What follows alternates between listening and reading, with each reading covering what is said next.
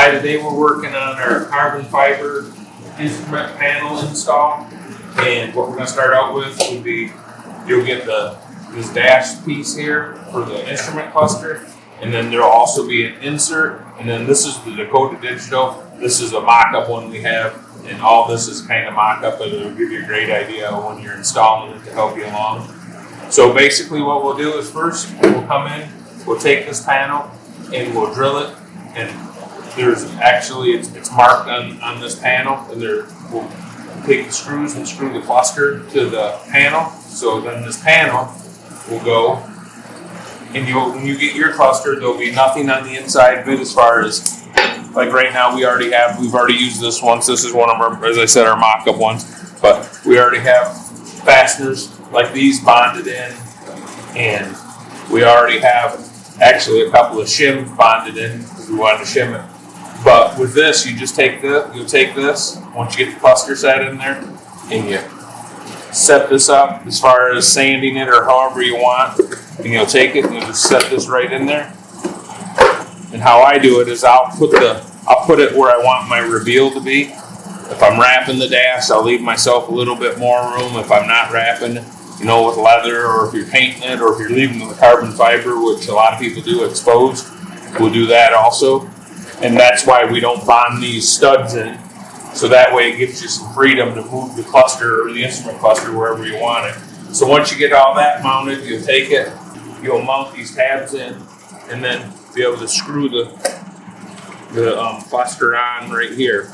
And then that will right there will secure that to it. Now, one other thing I've done, just kind of depending on where you're going with it, I've also came back in and just bonded a small piece of fiberglass or a little tab from, scrap piece I had laying around. Just put a little tab down in the corner, and that'll help the dash if you're having problems with it moving back and forth. But normally, once you bolt it in there, it's in there. But that's just two ways of fixing it if you do run into that problem. So next, once you have that installed, if you're putting vintage air vents in, they have a little template that you can use, you can trace out for putting the vents in.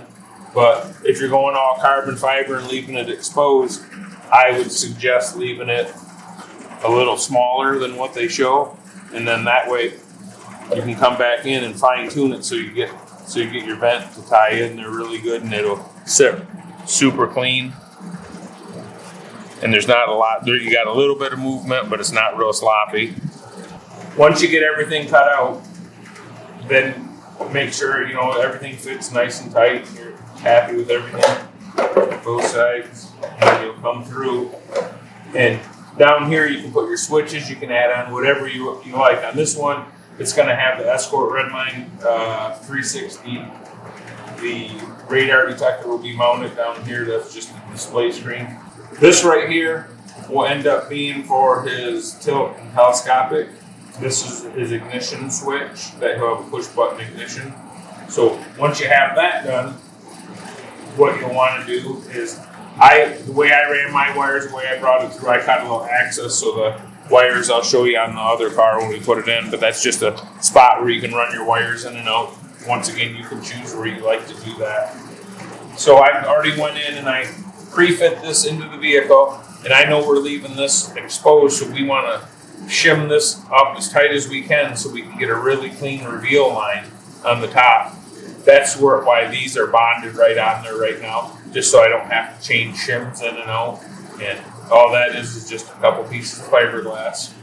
And then once I have it all in the car, I'll go up in, and where your bolts go through, I'll go through and mark on the dash where the hole should be. And then next we'll take the mounting panel or the mounting plate from inside the vehicle, and I'll bring it out and I'll lay it over top of the dash. So that way I know all my holes are cracked when I drill them, and I won't have any problems when I go, because sometimes it's hard to mark it correctly when it's up in the vehicle. So once you get gauge installed, the vents installed, whatever you're putting down here, have your shim so it's correctly shimmed in where you want it to be to the inner part of the dash.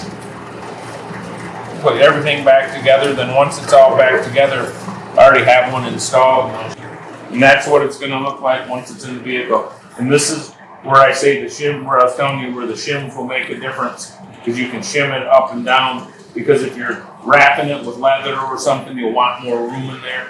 Just like wrapping it around here. But that way it kind of gives you the freedom to go whichever way you want.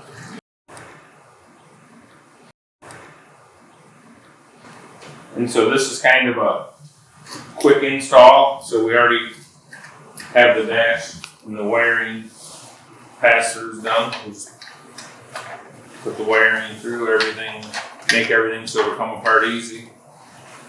The dash just slides right in there, sets right in there, like so. It's got a very nice reveal, and then you just come up, put your fasteners in, and bolt the dash down, finish plugging your wiring in, and you're done.